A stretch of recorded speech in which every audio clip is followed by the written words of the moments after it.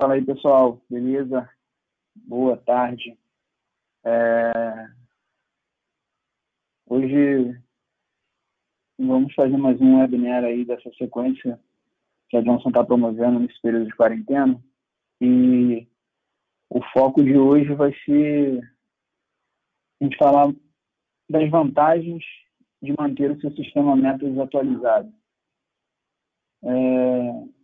Isso é uma prática bem comum de atualizações de software, de sistemas.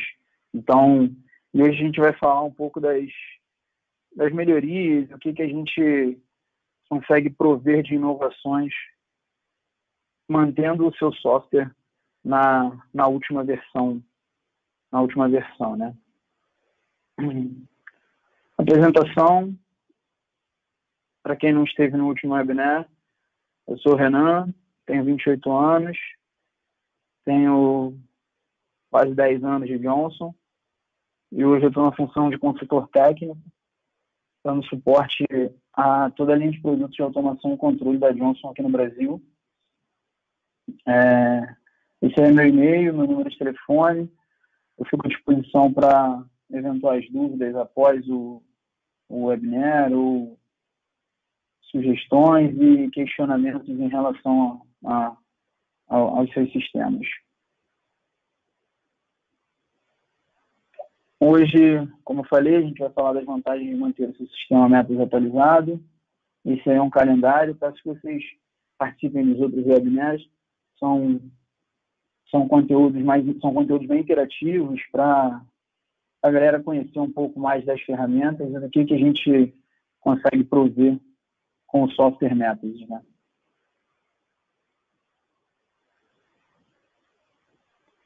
Um pouco do institucional. Esse é o grupo de empresas, é o grupo de marcas da Johnson Controls. Recentemente, com a fusão com a Tyco, a gente agregou todo esse portfólio de segurança que está descrito aí na tela. Hoje o nosso foco é falar um pouco dessa coluna do lado esquerdo: Metasis, Veratus, BCS Pro, Facility Explorer e PEN, que são as nossas marcas de automação. A única que não está disponível aqui no Brasil é a linha BC Pro, que é um foco um pouco mais para o mercado asiático, mas todas as outras linhas de automação estão disponíveis para ser comercializadas aqui no Brasil, e hoje a gente vai dar um foco um pouco maior para o Metasis.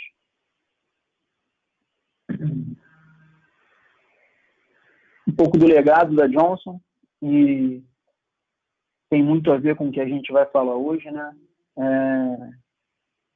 Em fevereiro, o sistema Metasis completou 30 anos, e aí o pessoal de marketing criou esse logo, criou esse selo, que é um selo importante para a gente colocar isso no mercado como um software de automação que se mantém operante durante 30 anos e acompanhando a evolução tecnológica, né? Então, é importante a gente deixar isso claro. E a cronologia do sistema, né? Lançado em 1990, com uma estrutura ArcNet. Para quem tem um pouco mais de familiaridade com termos técnicos, é o famoso cabo de televisão, aquele cabo de antena, que era tecnologia disponível na época. Em 1998, lançou recursos gráficos ainda voltado para esse sistema, já comunicando via IP, com os controladores de campo ainda no protocolo proprietário. Em 2003, a gente lançou a primeira versão do MSEA, que já era similar a essa estrutura que a gente tem hoje, de sistema, já com versão IP, com controladores via BACnet MSTP, e hoje com supervisórios IP, controladores IP, no nível máximo que a gente tem hoje de tecnologia disponível. E o interessante, o importante de se falar é que, mesmo com esses 30 anos de história, a gente ainda consegue absorver sistemas que foram instalados em 1990, aproveitando em torno de 90% da sua base instalada, do seu legado. Isso é a gente cuida do investimento do cliente que foi feito naquela época lá atrás. Então, se tiver alguma dúvida, se vocês tiverem algum interesse em avaliar o que hoje vocês têm na planta de vocês, o que a gente consegue reaproveitar, meus contatos estão lá atrás. Se vocês precisarem, a gente consegue fazer uma análise. Aí um pouco da estrutura do Métodos, né? A Johnson é fabricante e proprietária de todos esses produtos, de todo esse portfólio, na linha de dispositivos de campo, válvulas, atuadores, sensores, no geral, sensor de corrente, sensor de temperatura, sensor de pressão, sensor diferencial de pressão, fluxostato, fabricante e proprietária das marcas dos produtos, comunicando da maneira mais convencional de mercado, via tensão, corrente e resistência, cabível a qualquer sistema de automação. No terceiro nível, a gente tem os controladores de campo, comunicando via BACnet, e para mantermos o nosso legado, os controladores também comunicam via N2, para que caso você tenha que fazer uma substituição no seu sistema, a gente não tenha que trocar toda a sua base instalada, a gente consegue ir migrando parcialmente o seu sistema, de forma que no futuro, quando você tiver todo o seu sistema nessa nova linha de controladores, você possa migrar para o protocolo aberto do BACnet. No segundo nível, os gerenciadores, que faz esse intermédio entre os controladores de campo e o servidor. Ele gerencia uma cadeia de controladores para facilitar a visualização de trend, visualização de histórico, visualização de alarme, programação horária, de maneira que exportando esses dados para o servidor, né? E no nosso servidor, onde fica o nosso banco de dados, com todos os buffers gerados no sistema, e a nossa IHM, né? A IHM, que seria a interface com o operador, a interface com o usuário, de maneira bem simples, via HTML5, então você tem a disponibilidade de utilizar ele no seu tablet, no laptop ou no seu smartphone, desde que esses equipamentos estejam conectados em rede, né? E para desmistificar um pouco esse mito de que o sistema Métodos é um sistema fechado, né? Eu coloquei esse slide aqui para a gente argumentar um pouco das formas que a gente consegue interagir com o sistema, né? No nível abaixo dos servidores, hoje os nossos gerenciadores comunicam nativamente a maioria dos protocolos abertos de mercado, BACnet, Modbus, KNX, MBus, Longwork e o N2. Então, a gente consegue integrar dispositivos de terceiros no nosso sistema. Os controladores N2, esse símbolo aí do meio sinalizando um Fire e uma porta, é integração nativa com os nossos sistemas de detecção de incêndio e controle de acesso.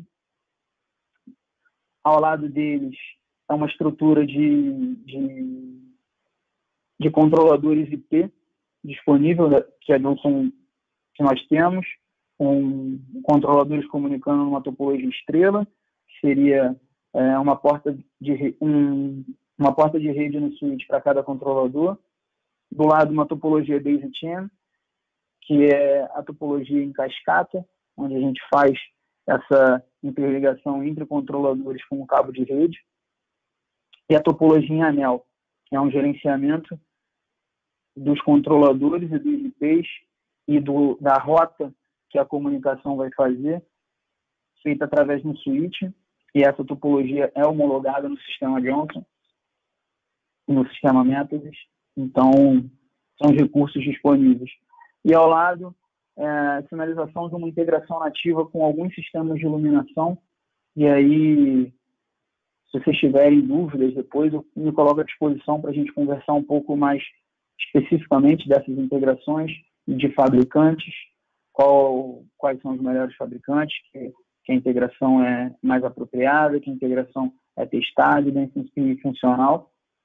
E ao lado, um gerenciador de terceiros comunicando via BACnet IP na rede de controle, na rede de automação. Né?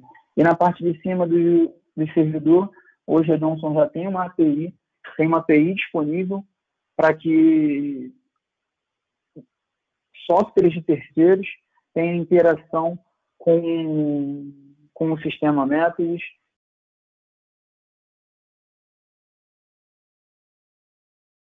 fonte, ou até mesmo só coletando dados.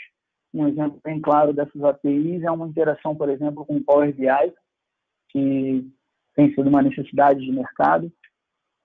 E hoje a Johnson tem essa API aberta e se vocês tiverem alguma dúvida, a gente pode conversar um pouco mais a fundo sobre esse tema.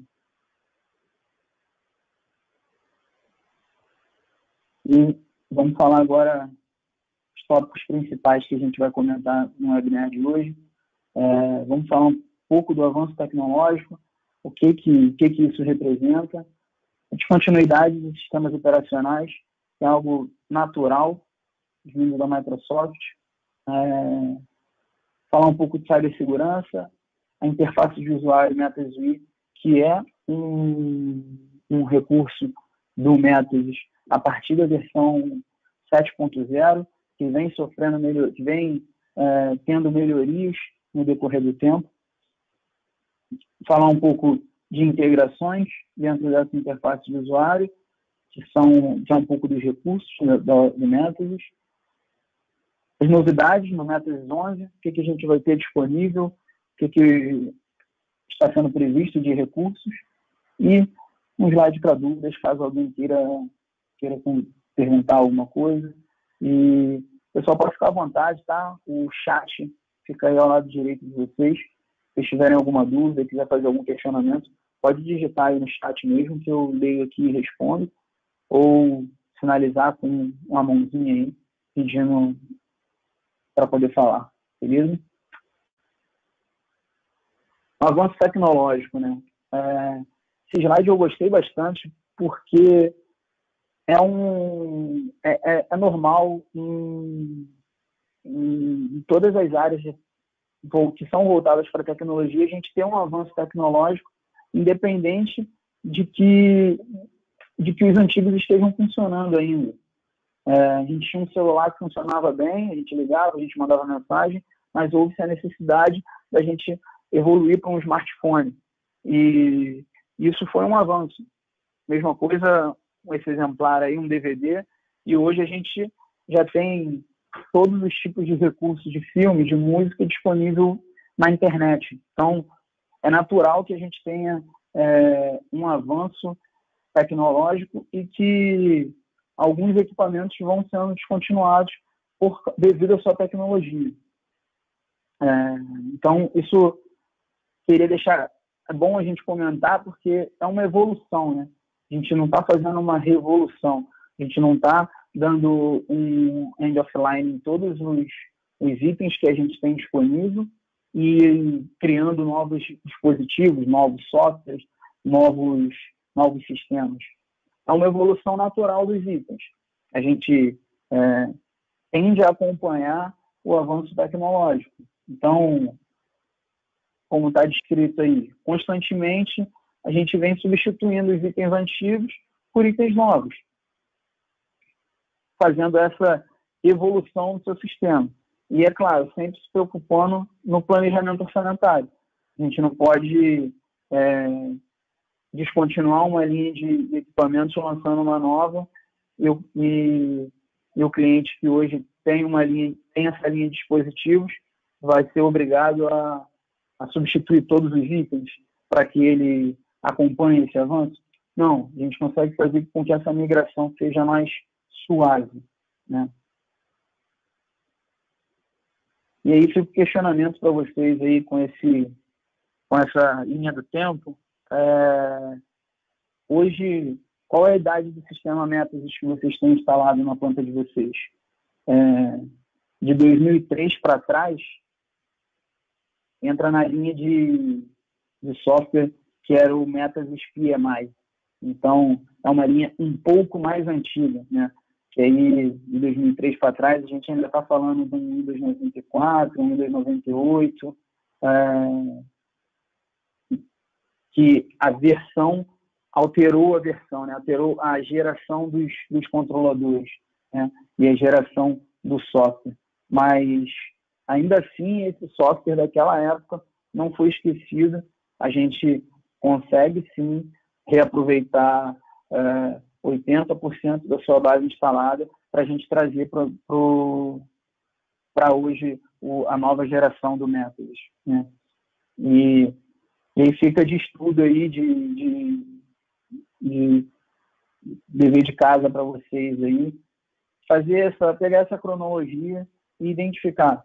Hoje, o teu sistema é de qual a idade do seu sistema? Se hoje você tivesse um celular da mesma idade do seu sistema, ele hoje estaria funcionando tão bem quanto o teu sistema de automação hoje funciona? Vou botar um exemplo, o Métodos 5.3 aí, em maio de 2012. A gente deve estar falando aí do iPhone 2, iPhone 3. Né? Será que hoje ele estaria funcionando como hoje o seu sistema Métodos está funcionando? Ou deveria estar, pelo menos? Fica essa cronologia para vocês darem uma estudada. E esse slide aqui para falar um pouco de descontinuidade do sistema operacional, né? E aí aqui embaixo fica a legenda, né? Que é um pouco diferente. Uma coisa é o suporte, e aí não está sendo mais suportado, é o que está em vermelho. Em amarelo é o suporte parcial. Então, vamos num exemplo, se hoje eu acredito que não mais, mas você ainda não tem ainda um Windows XP instalado na sua rede de TI, o Windows XP, entre 2012 e 2014 ali, foi descontinuado. Então, a Microsoft não dá mais suporte para esse tipo de sistema operacional. Como que a sua equipe de TI se comporta em relação a isso? A mesma coisa o Windows 7, que foi um boom muito grande, um sistema operacional muito utilizado até hoje, né? Ele foi descontinuado esse ano, foi descontinuado ano passado, se eu não me engano. Então, a gente ainda tem um suporte parcial, mas, eventualmente, a gente vai ter um end offline dele. E o que isso quer dizer, né? Quanto mais antigo é o seu sistema, mais difícil de mantê-lo. Por quê? A manutenção fica mais escassa, fica mais difícil de identificar problemas. E o principal, né? Que o sistema fica vulnerável, porque se a Microsoft está descontinuando esse item, significa que ela não vai olhar mais para esse item em relação à segurança cibernética. A Microsoft não vai lançar nenhum outro patch de correção, nenhuma melhoria, nenhuma revisão do teu software em relação a novos ataques cibernéticos que podem vir a acontecer. Então, é uma necessidade acompanhar esse avanço tecnológico, né? Para que o seu sistema não fique vulnerável, digamos assim. E a mesma coisa para os Windows Servers, né? A gente hoje está no Windows Server 2016, sem previsão para a Microsoft descontinuar o suporte. Mesma coisa no SQL Server 2016. Então, se hoje seu sistema é um sistema no Windows 7 rodando em cima de um SQL 2018, 2014, 2012, cabe a avaliação do seu sistema. A gente está em cima, estamos no marco da descontinuidade desse sistema operacional e do software SQL, do seu banco de dados. Então, cabe uma avaliação mais criteriosa em relação, será que já não é o caso de pensar em fazer um upgrade, ou já passou o tempo, cara, é melhor fazer agora, para você manter o seu sistema seguro.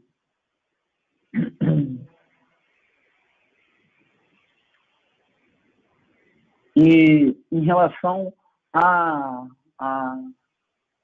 descontinuidade de sistemas operacionais ainda, esses são os gerenciadores da Johnson que, num passado, vinham com sistemas operacionais da Microsoft, né?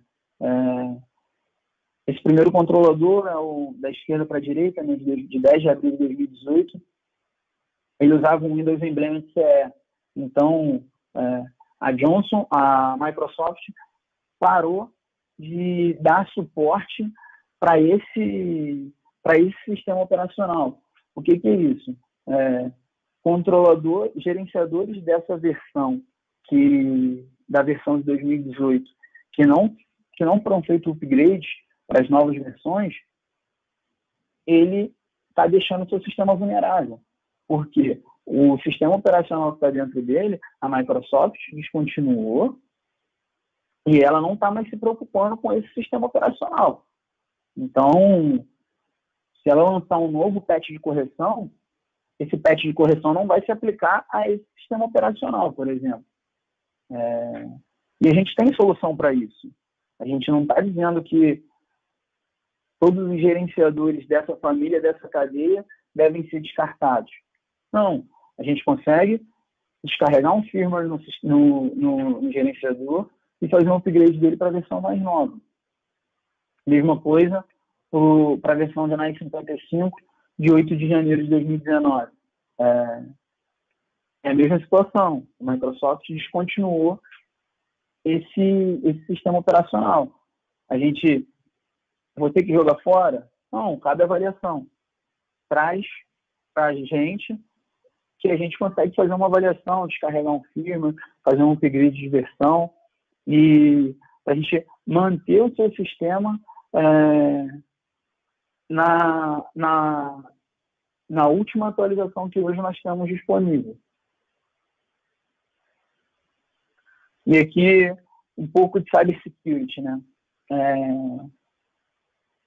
O que está vindo, o que a Johnson está investindo tanto em cybersecurity? A gente teve aí alguns casos um pouco mais recentes, né, de 1 ano, 2 anos, de ataques cibernéticos que deixou vulnerável, que expôs informações de algumas empresas, né? E com isso, devido a isso, né, a Johnson lançou um novo gerenciador que ele já está vindo com a plataforma, com o sistema operacional Linux embarcado.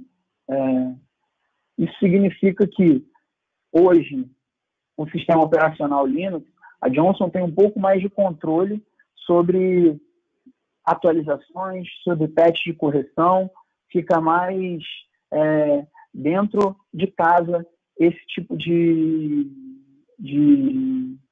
intervenções nos novos gerenciadores, né? Devido ao sistema operacional.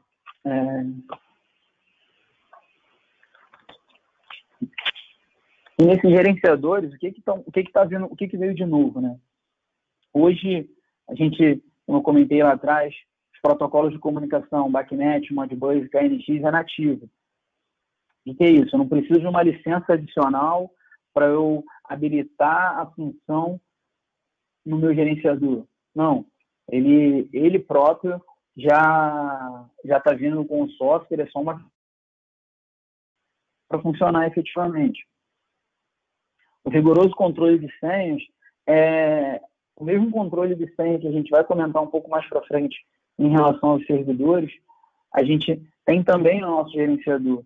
Então, quando eu cadastro um usuário ali dentro, o usuário tem que ter uma senha com no mínimo 8 caracteres, com caractere especial, letra maiúscula, letra minúscula,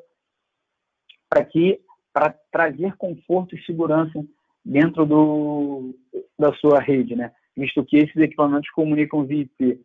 E aí é uma imagem de um gerenciador antigo, né, com a nova versão. Na foto eles estão do mesmo tamanho, mas na prática teve uma redução de tamanho também bem significativa.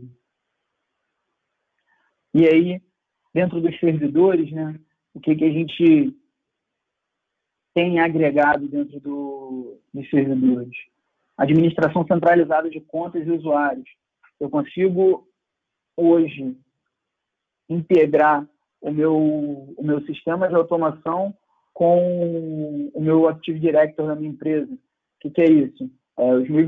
Se eu quero que os usuários tenham acesso as pessoas que acessam a minha rede, que tem login e senha na minha conta, no meu Active Directory aqui, se eu quiser compartilhar o meu sistema de automação, eu consigo fazer isso de forma natural e eu fazendo esse check, né? Se realmente a pessoa tem esse nível de acesso, eu posso acessar o meu sistema. O controle rigoroso de senha, os caracteres, a necessidade de eu ter uma senha mais extensa para que não fique o automação 1 logado em 24 horas ali, eu acabe deixando meu sistema vulnerável. Firewall, a gente tem uma documentação focada em firewall, em desativação de porta. Quais são as portas que hoje o meu sistema operativo, que hoje o meu Metasys vai utilizar na minha rede corporativa? Eu vou utilizar as portas tais e tais e tais para fazer esse nível de comunicação. Então, as minhas outras portas eu deixo desabilitado para que, eventualmente, se eu conecto um outro computador na minha rede e eu tenho uma porta disponível que não está sendo utilizado pelo meu sistema Metasys, ela é um ponto de vulnerabilidade no meu sistema. Então, a ideia é eu restringir o nível de acesso ao meu sistema a somente taxas de comunicação que estão sendo utilizadas, né? E a utilização do sistema operacional Windows para os servidores, que é onde a gente faz a instalação do Metasys, né? E aí um pouco da interface de usuário, né? As características, as regras de utilização, as regras de criação de senha, como eu havia comentado, um mínimo de 8 caracteres, um máximo de 50.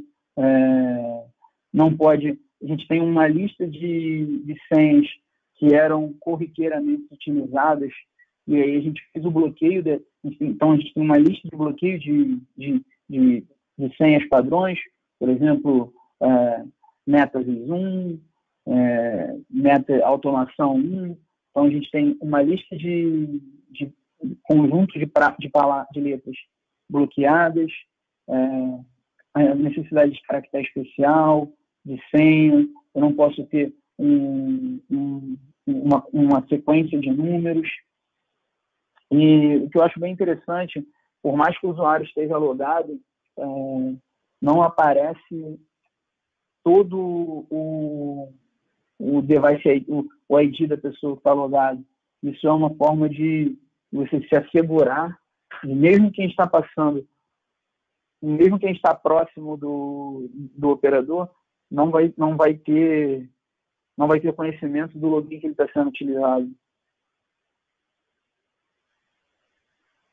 Aí um pouco da validação de usuários, uma das ferramentas que estão disponíveis, eu consigo fazer uma auditoria em relação a todos os usuários que foram logados, quanto tempo eles ficaram logados, desde quando eles logaram e aonde que eles estão relacionados, em qual servidor que eles estão relacionados, se ele é em relação ao Active Directory, se ele é um usuário que foi criado local ali no servidor ou no Windows. E dessa forma eu consigo ter um pouco mais de controle em relação a quem está utilizando o sistema com frequência. Será que aquela pessoa que logou no sistema, naquele tal horário, ela estava habilitada para isso? Naquele dia, ela deveria estar ali fazendo isso? Por que ela estava, então? e contas de usuários baseados em regras de autorização de espaço. O que é isso? Se eu tenho uma equipe de manutenção muito extensa, eu não preciso que a minha equipe de elétrica tenha visualização do meu sistema de ar-condicionado. Não cabe a ele essa avaliação, não cabe a essa equipe esse tipo de visualização. Então, eu consigo bloquear os meus usuários de acordo com os sistemas que eles podem visualizar ou de acordo com os andares que eles podem visualizar. Um exemplo de um edifício de 15 andares, onde os meus andares são alocados para empresas diferentes, e eu tenho a necessidade de que essas empresas tenham acesso ao sistema de automação para fazer intervenção no sistema de ar-condicionado, para ligar e desligar uma iluminação. Eles têm o acesso dele e eles têm o controle dele. Dessa forma, eu consigo criar usuários para andares separados e cada um vai ter acesso ao seu... cada um vai ter o seu nível de acesso em relação ao sistema. Né? E aqui eu consigo dizer se ele é um usuário para fazer intervenções no sistema ou se ele é um usuário somente de visualização e de pequenas intervenções. Eu consigo fazer esse nível de autorização também. E aí um pouco da interface do método ZUI, por mais que tenha sido uma interface de usuário que foi lançada na versão 7 do método em modo texto, na versão 8 do método em modo gráfico, a gente ainda tem alguns que estão um pouco mais atrás em relação a essa versão. E que o método ZUI trouxe de novo para o sistema, né? Para a interface do usuário. A gente consegue ter uma visualização de espaços, a gente consegue programar o sistema para ter uma visualização por espaço. Isso tende a facilitar o usuário local que tá operando o sistema. Porque hoje, se eu sou o usuário de um edifício e eu tenho a necessidade de mexer no ar-condicionado da minha sala, que fica no meu terceiro andar, eu segregando o meu sistema por espaços, fica mais fácil a visualização do usuário. E uma ferramenta bem importante, um ponto positivo também, é que esse sistema, o método ZUI é HTML5, né? O que é HTML5? Vocês podem ver aí nas imagens que é a mesma tela de diferentes tamanhos. E a própria tela se autoajustou para ficar mais fácil a visualização de acordo com o tamanho, de acordo com o zoom que o equipamento dá para poder visualizar aquela tela, né? Que isso tem correlação com o tamanho do meu display. Então, aí mais centralizado, eu tenho um laptop com uma tela maior, com uma tela mais robusta, e onde eu tive como disponibilizar um pouco mais de informação ali na tela. No lado direito dele, eu criei mais algumas outras bolinhas ali em cima, que seriam para navegação, para eu ter visualização a todas aquelas informações, mas de maneira mais centralizada, devido ao tamanho da minha tela, né? Isso são novos recursos do sistema, novos recursos do método. E aí um pouco das integrações, né? O que a gente consegue fazer. Aí a gente tem um exemplo bem claro no modelo do método ZUI, tá? Aí está disponível numa tela um pouco maior, seria para um computador. E aí um exemplo de como que seria a integração com o sistema de detecção, né? O que isso tende a agregar no meu sistema. Repara que a gente está falando de um mesmo andar, de uma mesma planta baixa, e isso está separado em layers. Então, meu sistema de detecção de incêndio integrado no meu sistema de automação, eu consigo trazer informações do meu sistema. Eu consigo trazer informações do meu sistema de automação, do meu sistema de incêndio, para finalizar isso numa mesma tela, né?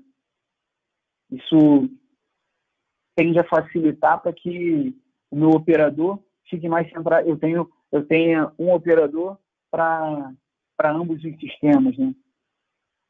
E aí uma sinalização de como que seria o meu sistema de detecção de incêndio, por exemplo, alarmando, né? Aí mais para frente é a mesma tela, mostrando uma integração com um sistema de câmeras.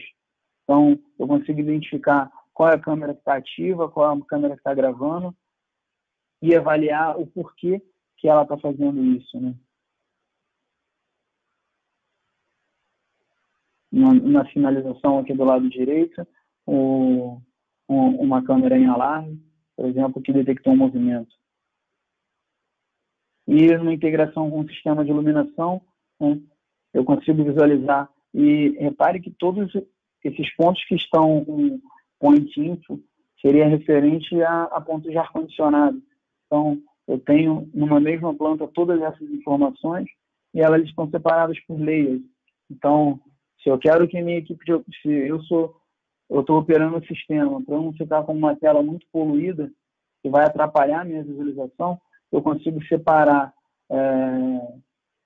qual sistema que eu quero visualizar de acordo com a minha necessidade no momento e o andar que eu quero, né? Que no lado esquerdo fica um pouco mais claro. Aí um pouco do exemplo no sistema de iluminação, né? E o sistema de ar-condicionado um pouco mais clean, né? Com as informações em relação aos dutos de ar-condicionado, por exemplo.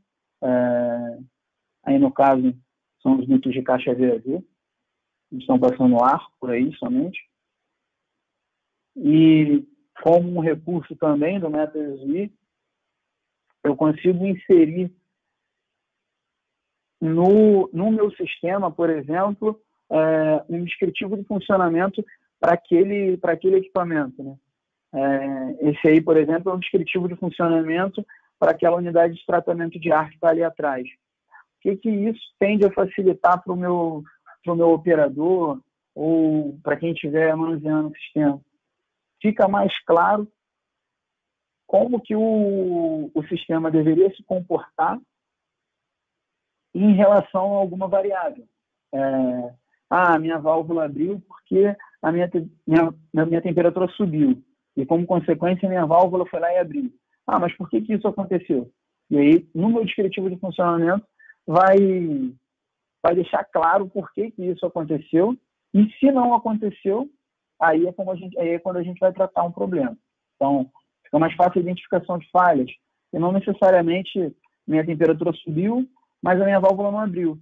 Mas o meu equipamento está desligado. Então, o meu descritivo de funcionamento tende a trazer essas informações para que o operador consiga identificar o que realmente é um problema ou o que não é natural, deveria acontecer dessa forma. E isso é editável. Então, eu consigo inserir um descritivo de funcionamento de acordo com a necessidade que eu quiser, ou inserir uma anotação, alguma coisa nesse sentido, que vá facilitar a operação do sistema, né?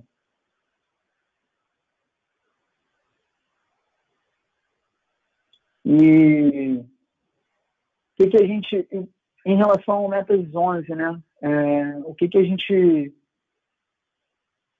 vem trazendo de novidade em relação ao software? Tem algumas outras coisas novas no Metas 11, que é a última versão do Metas, que está previsto o lançamento agora em maio. Tem algumas outras novidades em relação a sensores, vai lançar uma linha nova de sensor, em relação ao controlador. E aqui agora a gente vai falar um pouco o que tem de novidade em relação ao software somente, né? O que o Metavis, em mais uma versão, vem trazendo de novidade, né? Um dos pontos que de maior valor é um dashboard de segurança, efetivamente, né? A ideia desse dashboard é deixar mais claro ou para a minha equipe de TI que está intervindo no sistema, ou para o meu operador, para a minha equipe de manutenção que toma conta do meu sistema, quais são os meus potenciais problemas. Aí na imagem, no lado esquerdo, eu tenho quantidade de usuários que a senha vai expirar, quantidade de usuários que a sessão foi finalizada. Na parte de baixo, quantos gerenciadores estão numa versão de software bem mais antiga, por exemplo, na versão 5.2. A ideia desse dashboard é que fique mais fácil a visualização dos meus potenciais riscos, dos meus potenciais problemas, principalmente na parte de segurança. Então, isso mais voltado para a área de cybersecurity, né? Que a gente tende a se preocupar um pouco mais, cada vez mais, com esse nível de informação. Quantas vezes a pessoa, o usuário X, logou, ou ficou logado, ou não. Quanto tempo que o usuário X não loga no sistema. Então, eu posso bloquear o acesso desse usuário para não ficar como um lixo ali no meu Active Directory. Esse dashboard tende a trazer esse tipo de informação de maneira mais fácil, de maneira mais prática, tanto para o usuário quanto para quem gerencia somente o sistema, né? Que eventualmente não é a mesma pessoa.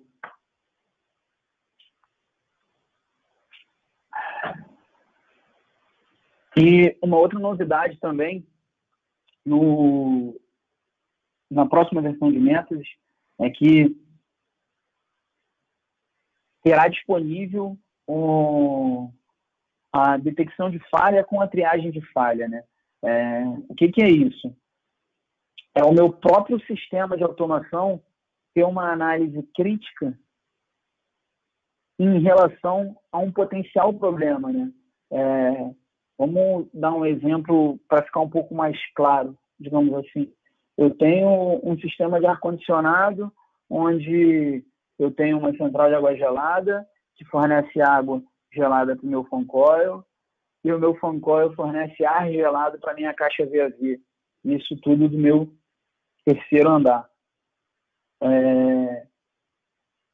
Em 5 minutos, todas as minhas temperaturas ambientes no terceiro andar dispararam. Saíram de 22 graus e estão chegando em 24, 25. Naturalmente, o que aconteceria num sistema de automação? Iam aparecer alarmes de todas essas temperaturas. Vamos colocar que fossem 25 caixas VAVs. Então, apareceriam 25 alarmes na tela do usuário, na tela do operador. Isso tende a dar uma falsa impressão de um problema. Então, o meu operador vai se preocupar com esses 25 alarmes, sendo que se deu 25 alarmes em todas as minhas caixas VAVs, é provável que o meu problema esteja um pouco mais atrás. Será que não foi o meu fan coil que parou de funcionar? E com essa análise, com essa hierarquia de equipamentos, o próprio sistema de automação vai conseguir identificar a falha e fazer uma triagem de falha. Identificar que, será que realmente o meu problema está lá nas 25 caixas VAV? Será que não subiu um pouco mais? Será que o meu problema não está aqui em cima? Então, ao invés de eu pipocar 25 alarmes para o meu operador, vamos deixar esses 25 alarmes numa única linha, como alarmes menos críticos, e vamos trazer um único alarme como alarme crítico. Então, esse aqui é o meu dispositivo que está com alarme crítico nessa situação. Então, num outro exemplo, se ao invés do meu problema ser no meu fan coil, ser na minha central de água gelada, com essa hierarquia de equipamento, o meu próprio sistema de automação vai identificar que, não, meu problema não está nos meus 25 alarmes, nas minhas caixas de luzes. Meu problema está na minha central de água gelada, porque a minha bomba do meu sistema secundário desligou. Então, a minha equipe, o meu operador, ao invés dele designar a minha equipe de ar-condicionado para ir avaliar os meus 25 problemas no meu terceiro andar, não, ele vai designar o pessoal da equipe de mecânica para identificar esse problema que aconteceu na central de água gelada, que aí vai ser um único problema e a gente vai conseguir atacar todos os problemas de maneira mais prática, de maneira mais ágil, né? E a ideia é que isso agilize a intervenção para a gente evitar potenciais problemas, né? Que isso pode gerar uma cadeia de problemas. Então, se eu demorei para visualizar o meu problema na minha central de água gelada e fui atacar o meu problema no meu terceiro andar, o que isso vai acontecer? Como o problema foi na minha central de água gelada, é provável que o problema vai acontecer em outros andares. Então, até eu identificar que o meu problema estava lá em cima, avaliando andar por andar, olha a quantidade de tempo que eu perdi, olha a quantidade de dinheiro que eu desperdicei com mão de obra, avaliando um problema que não existia potencialmente, né? E aqui para frente é um exemplo do dashboard de como que disso que eu acabei de falar, né?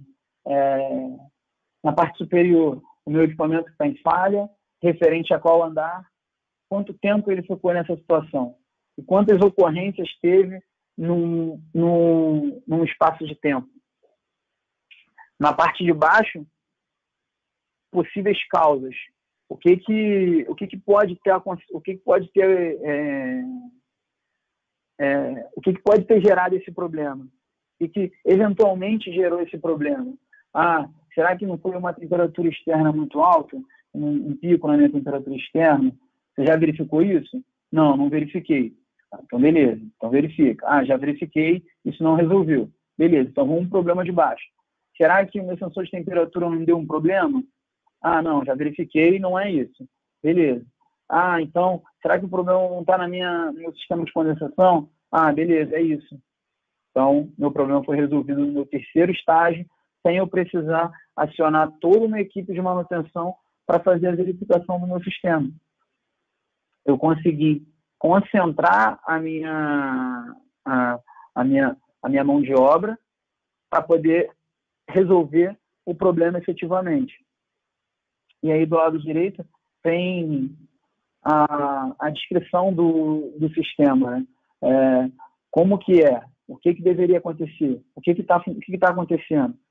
Abaixo a gente tem um gráfico comparativo em relação à temperatura externa, temperatura de envio e o meu set point, como que a minha válvula como a minha válvula de água gelada está se comportando em relação a esse sistema. E na parte de baixo, né, as ações que foram tomadas, né? O objetivo dessa triagem de falha é que fique mais que a minha equipe de manutenção tenha, minha equipe de operação, meus operadores, ou o meu usuário, consiga ser mais efetivo na resolução dos meus problemas. Essa é o objetivo do Fall Detector e da triagem de falhas, né? Então, hoje, no sistema de automação de vocês, que vocês teriam instalados aí, será que esse nível de verificação de alarmes de maneira natural tende a agregar positivamente o sistema de vocês na operação de vocês, no dia a dia? Se eu tenho uma equipe de operação que é normalmente um pouco mais restrita, né? A gente tem uma pessoa cuidando do sistema, de um sistema extenso, será que se eu tiver esse nível de triagem hoje, isso vai ser bom, tende a agregar positivamente na minha equipe de manutenção, eu vou ser mais efetivo no que na resolução do meu problema. Esse questionamento aí para vocês avaliarem em relação ao que foi abordado nesse opcional da nova versão do método, né? E aí, espaço que eu estou abrindo para dúvidas. Caso vocês tenham algum questionamento, agora é o momento, ou então vocês podem mandar um e-mail mais tarde, sem problemas. Eu fico à disposição aí para eventuais dúvidas, caso alguém tenha.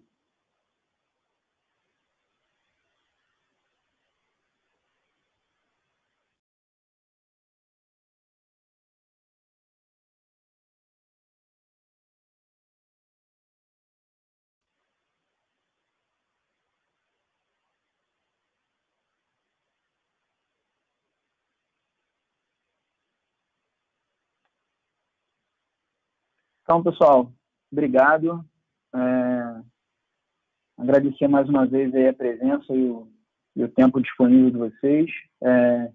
Caso alguém tenha interesse em receber essa documentação ou alguma outra dúvida em relação ao sistema, vou botar meus contatos aí na tela de novo e fico à disposição caso tenha algum questionamento em relação ao sistema operacional, ao